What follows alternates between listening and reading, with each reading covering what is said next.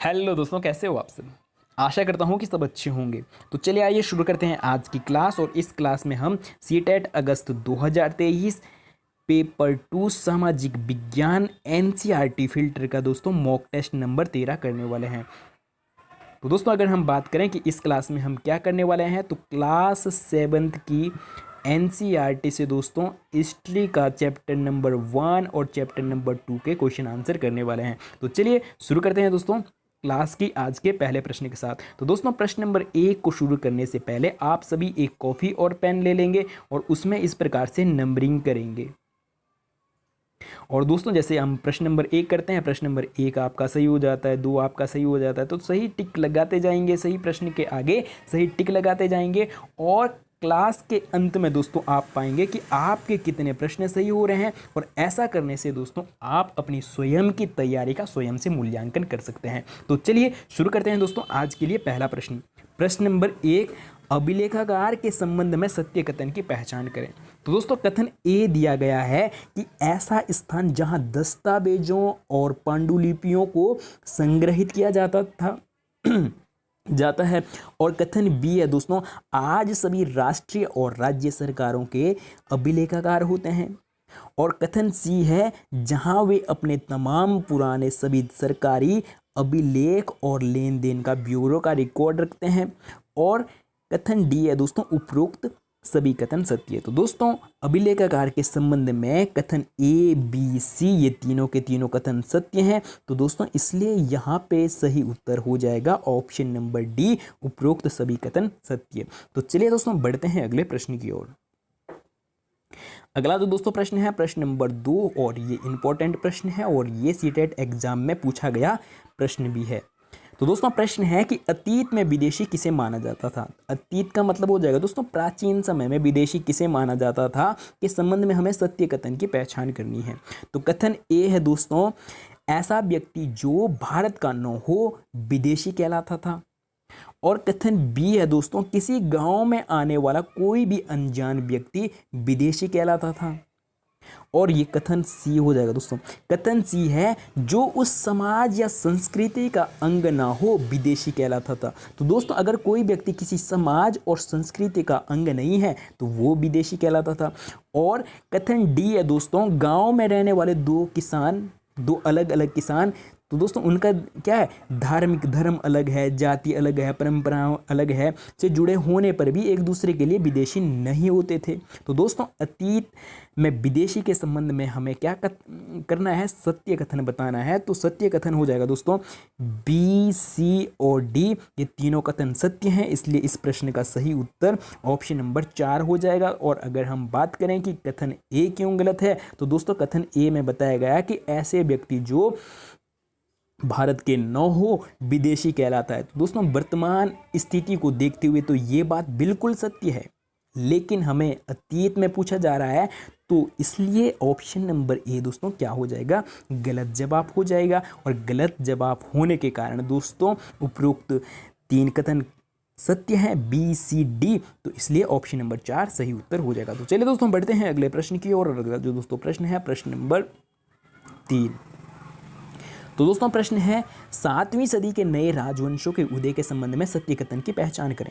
तो दोस्तों कथन ए है, 7वीं सदी आते आते महाद्वीप के विभिन्न भागों में बड़े बड़े भूस्वामी योद्धा सरदार अस्तित्व में आए।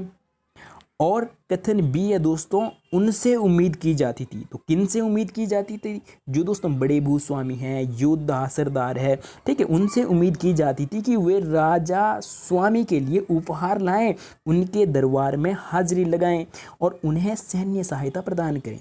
जब राजा को जरूरत पड़े, आवश्यकता पड़े, तो उन्हें सैन्य सहायता प्रदान करें, ठीक है। और कथन सी है, अधिक सत्ता और संपदा हासिल करने पर सामंत अपने आप को महासामंत, महामंडलेश्वर का मतलब होता है दोस्तों मंडल का महान स्वामी इत्यादि घोषित कर देते थे।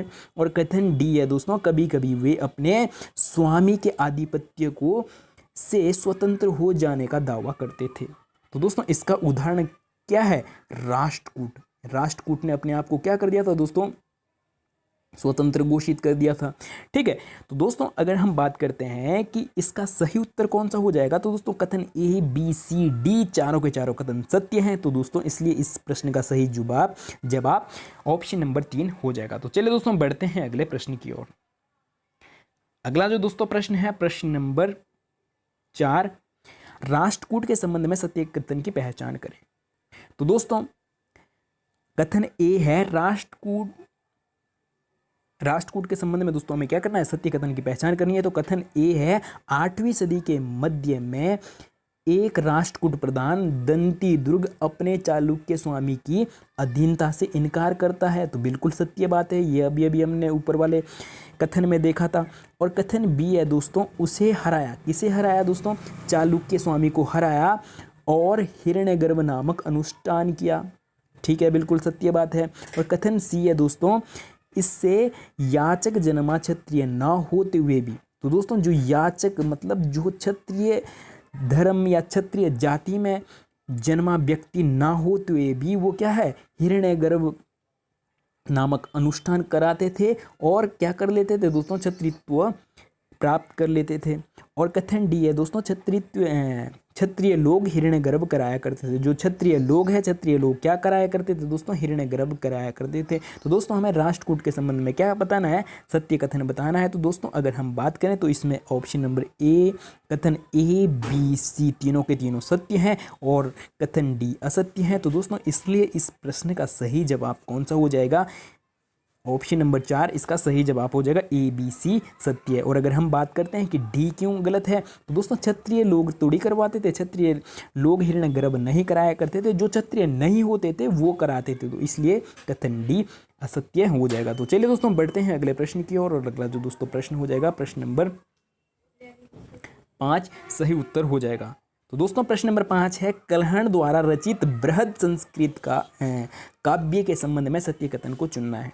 तो दोस्तों कथन ए है, इस काव्य में तमिलनाडु में शासन करने वाले चोल वंश के अभिलेखों में विभिन्न किस्म के करों के लिए 400 से ज़्यादा सूचक शब्द मिलते हैं।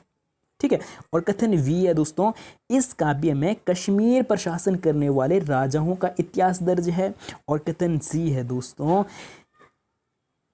किसके जगह दोस्तों इस होना था कि इस काव्य में त्रिपक्षीय संघर्ष का वर्णन मिलता है। तो दोस्तों अगर हम बात करते हैं, इस प्रश्न का सही जवाब ऑप्शन नंबर बी हो जाएगा कि कल्हण द्वारा जो बृहद संस्कृत महाकाव्य है उसमें दोस्तों हमें किसका, कश्मीर पर शासन करने वाले राजाओं का इतिहास दर्ज मिलता है। तो चलिए दोस्तों हम बढ़ते हैं अगले प्रश्न की ओर और इसका सही जवाब ऑप्शन नंबर 2 सही उत्तर हो जाएगा। तो चलिए बढ़ते हैं अगले प्रश्न की ओर। अगला जो दोस्तों प्रश्न है प्रश्न नंबर 6, बहुत इंपॉर्टेंट प्रश्न है। कन्नौज पर अपने आधिपत्य को स्थापित करने के लिए त्रिपक्षीय संघर्ष कौन सा वंश शामिल नहीं था, त्रिपक्षीय संघर्ष में दोस्तों कौन सा वंश शामिल नहीं था। तो दोस्तों हमें ऑप्शन दिया गया है गुज्जर, प्रतिहार, राष्ट्रकूट, चोल और पाल। तो दोस्तों इसे हम थोड़ा सा मैप में देख लेते हैं और मैप में देखने के बाद आपकी जो समझ है वो इस प्रश्न पर ज़्यादा मजबूत हो जाएगी और इस प्रश्न का जवाब आप कभी नहीं भूलेंगे। ठीक है, और ये बहुत ही इंपॉर्टेंट प्रश्न है। तो दोस्तों जब तक हम चित्र को देख रहे हैं, मानचित्र को देख रहे हैं, तब तक के लिए आप अपने वीडियो की क्वालिटी को क्या कर लेंगे, बढ़ा लेंगे।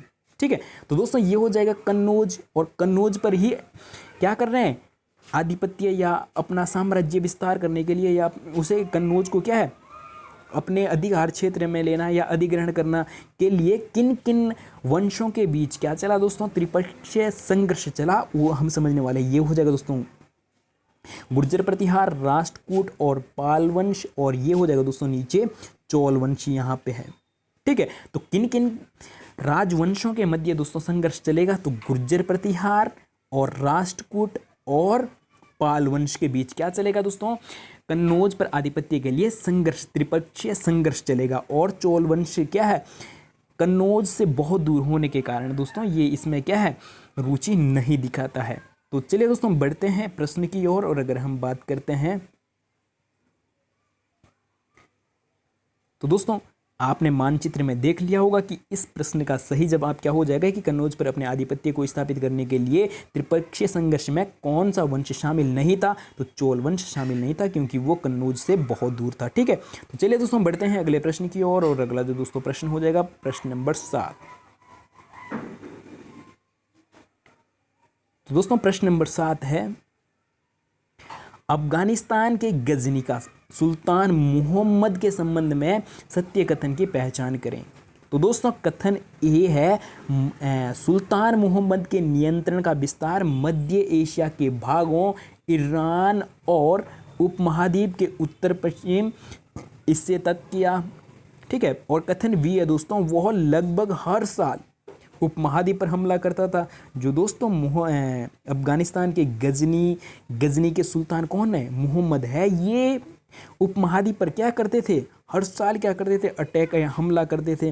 और कथन सी है, उसके निशाने पर संपन्न मंदिर। तो दोस्तों मोहम्मद के निशाने पर कौन थे, जो संपन्न मंदिर है, जहाँ पे अपार संपत्ति है, अपार पैसा है, ऐसे मंदिरों को दोस्तों क्या करते थे, निशाना बनाते थे, जिनमें से गुजरात का सोमनाथ मंदिर भी था। तो दोस्तों इसके संबंध में अगर हम सही सत्य कथन की बात करते हैं तो दोस्तों कथन ऑप्शन नंबर ए सत्य उत्तर हो जाएगा। ए बी सी तीनों के तीनों कथन क्या है, सही उत्तर हैं। तो ऑप्शन नंबर ए सही जवाब हो जाएगा। तो चलिए दोस्तों बढ़ते हैं अगले प्रश्न की ओर। और अगला जो दोस्तों प्रश्न है प्रश्न नंबर 8 और ये महत्वपूर्ण प्रश्न है। किताब अल हिंद किसकी रचना है, कल्हण की है, हरिशेन की है, अलबरूनी की है या मैग्नेस्तनीज की है। तो दोस्तों इसका जो सही उत्तर हो जाएगा ऑप्शन नंबर बी इसका सही उत्तर हो जाएगा। और दोस्तों आप किसमें कमेंट करके बताएंगे इस प्रश्न को, अभी अभी क्या हमने कि कल्हण की का जो महाकाव्य है या काव्य है उसको कमेंट करके बताएंगे कि कौन सा है। ठीक है, तो चलिए दोस्तों बढ़ते हैं अगले प्रश्न की ओर। और अगला जो दोस्तों प्रश्न हो जाएगा प्रश्न नंबर 9, चौहान वंश के संबंध में सत्य कथन चुने। तो दोस्तों कथन ए है, चौहान वंश दिल्ली और अजमेर के आसपास के क्षेत्र पर शासन करते थे। और कथन बी है, पश्चिम और पूरब की ओर अपने नियंत्रण क्षेत्र का विस्तार करना चाहा।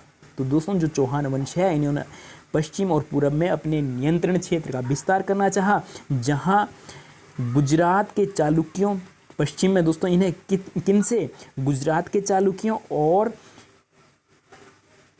पश्चिम उत्तर में दोस्तों इन्हें किससे, गढ़वालों से टक्कर लेनी पड़ी। और डी है, चौहान वंश का सबसे प्रसिद्ध शासक पृथ्वीराज तृतीय था, जिसने सुल्तान मोहम्मद गोरी नामक अफगान शासक को 1191 में हराया था। और ई है, उपरोक्त सभी कथन सत्य। तो दोस्तों इसका सही जवाब हो जाएगा ऑप्शन नंबर ही सही उत्तर हो जाएगा। तो चलिए दोस्तों बढ़ते हैं अगले प्रश्न की ओर। अगला जो दोस्तों प्रश्न है प्रश्न नंबर 10, चोल वंश सत्ता में कैसे आया। तो दोस्तों बहुत इंपॉर्टेंट प्रश्न है कि चोल वंश सत्ता में कैसे आया, इस संबंध में सत्य कथन को चुनना है। तो दोस्तों कथन ए है, कावेरी डेल्टा में मुड्रियार नाम से प्रसिद्ध एक छोटे से मुख्य परिवार की सत्ता थी और वे कांचीपुरम के पल्लव राजाओं के महामंत्र थे। और सी है दोस्तों, उड़ियार के चोल वंशीय प्राचीन मुखिया परिवार के विजयपाल ने 9वीं सदी के मध्य में मुड्रियारों को हराकर इस डेल्टा पर क्या कर लिया, कब्जा कर लिया। तो दोस्तों अगर हम बात करते हैं प्रश्न नंबर 10 और 10 का जो दोस्तों सही उत्तर हो जाएगा ऑप्शन नंबर 4 सही उत्तर हो जाएगा कि ए बी सी तीनों के तीनों कथन सत्य हैं। तो चलिए बढ़ते हैं अगले प्रश्न की ओर। अगला जो दोस्तों प्रश्न है बहुत ही इंपॉर्टेंट प्रश्न है, चोल वंश के संस्थापक कौन थे। और ये प्रश्न दोस्तों 2 बार सीटेट में पूछा गया है, विजयपाल, राजाराज प्रथम और राजेंद्र प्रथम और इनमें से कोई नहीं। तो दोस्तों इसका जो सही उत्तर हो जाएगा कि चोल वंश के संस्थापक कौन है, विजयपाल है। बढ़ते हैं दोस्तों अगले प्रश्न की ओर। अगला जो दोस्तों प्रश्न है प्रश्न नंबर 12, चोल वंश के साम्राज्य का प्रशासन के संबंध में असत्य कथन। तो दोस्तों हमें क्या करना है, असत्य कथन को चुनना है। ठीक है, तो दोस्तों जो चोल वंश साम्राज्य का जो प्रशासन है तो उसमें किसानों की बस्तियों को नाडु कहलाती थी और गांवों के समूह को उर कहा जाता था। और सी है ग्राम परिषद और नाडु न्याय करने और कर वसूलने जैसी कहीं प्रशासनिक। तो दोस्तों ये प्रश्न पूरा नहीं दिख रहा है। प्रशासनिक कार्य करते थे, तो हमें इसके संबंध में सही कथन चुनना है। तो दोस्तों अगर हम बात करते हैं सत्य नहीं असत्य कथन चुनना है, तो दोस्तों अगर हम बात करते हैं कि जो चोल वंश है और चोल वंश के साम्राज्य का जो प्रशासन है उसमें दोस्तों किसानों की बस्तियों को नाडु नहीं कहते थे, उर कहते थे। किसानों की बस्तियों को उर कहते थे और गांव का जो समूह है समूह को उर नहीं नाडु कहते थे। ठीक है, तो दोस्तों इसलिए कथन ए और बी क्या हो जाएगा, गलत हो जाएगा। क्यों? क्योंकि किसानों की बस्तियों को क्या उर कहा जाता था और गांव के समूहों को क्या नाडु कहा जाता था। इसलिए कथन ए और बी गलत जवाब हो जाएंगे। अगर हम बात करते हैं दोस्तों सी सही है। और हमें असत्य पूछा गया है प्रश्न में कि कौन से कथन असत्य हैं, तो दोस्तों ए और बी असत्य हैं। तो दोस्तों इसलिए कथन ऑप्शन नंबर 3 इसका सही जवाब हो जाएगा कि ए और बी सत्य है। तो चलिए दोस्तों हम बढ़ते हैं अगले प्रश्न की ओर। अगला जो दोस्तों प्रश्न है इंपॉर्टेंट प्रश्न है, निम्न स्तंभों का सही मिलान करें। दोस्तों गैर ब्राह्मण किसान की स्वामी की भूमि को क्या कहा जाता था और ब्राह्मणों को उपहार में दी गई भूमि को क्या कहा जाता था और किसान किसी विद्यालय के रखरखाव के लिए भूमि को क्या कहा जाता था और मंदिर को उपहार में दी गई भूमि को क्या कहा जाता था और साथ में जैन संस्थानों को दान दी गई भूमि को क्या कहा जाता था। दोस्तों अगर हम बात करते हैं एक ही कि गैर ब्राह्मण किसान स्वामी की भूमि को क्या कहा जाता था, दोस्तों उसे कहा जाता था बेलन वगाई कहा जाता था। और ब्राह्मणों को उपहार में दी गई भूमि को दोस्तों ब्राह्मदे कहा जाता था। और किसी विद्यालय के रखरखाव की ये भूमि को क्या कहा जाता था दोस्तों, शालाबो कहा जाता था। और मंदिर को उपहार में दी गई भूमि दोस्तों क्या कहलाती थी, देवदान कहलाती थी। और अगर हम बात करते हैं जैन संस्थानों को दान में दी गई भूमि दोस्तों पल्ली चंदनम कहलाती थी। दोस्तों ये अपने आप में सारे के सारे कथन क्या है, सुमेलित हैं, इसलिए ये अपने आप में सभी कथन क्या हो जाएंगे, सत्य हो जाएंगे। तो चलिए दोस्तों बढ़ते हैं अगले प्रश्न की ओर। और अगला जो दोस्तों प्रश्न है ये आज के लिए अंतिम प्रश्न है और बहुत बहुत इंपॉर्टेंट प्रश्न है। तो दोस्तों अंतिम प्रश्न को करने से पहले अगर आप हमारे सारथी कोचिंग सेंटर में पहली बार हो तो चैनल को सब्सक्राइब और वीडियो को लाइक और साथ में एक प्यारा सा कॉमेंट करके ज़रूर बताएं कि आपको हमारी ये वीडियो कैसी लगी।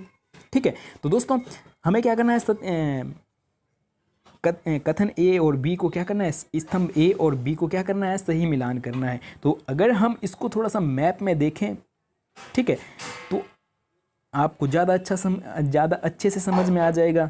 तो दोस्तों अगर हम बात करते हैं गुर्जर प्रतिहार, तो गुर्जर प्रतिहार ये है और ये कहाँ कहाँ फैले हैं दोस्तों, गुजरात और राजस्थान। तो ए का क्या हो जाएगा, गुजरात और राजस्थान।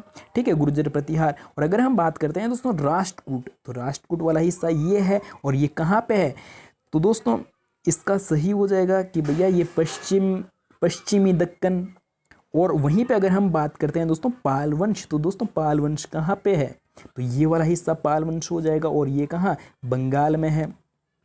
और वहीं पे अगर हम बात करें दोस्तों चोल वंश, तो चोल वंश कहाँ है दोस्तों, तमिलनाडु में है। तो चलिए दोस्तों आज के लिए इतना ही। वीडियो अच्छी लगी हो तो वीडियो को लाइक और चैनल को सब्सक्राइब और साथ में दोस्तों अपने साथियों तक वीडियो को ज़्यादा से ज़्यादा शेयर करना ना भूलें।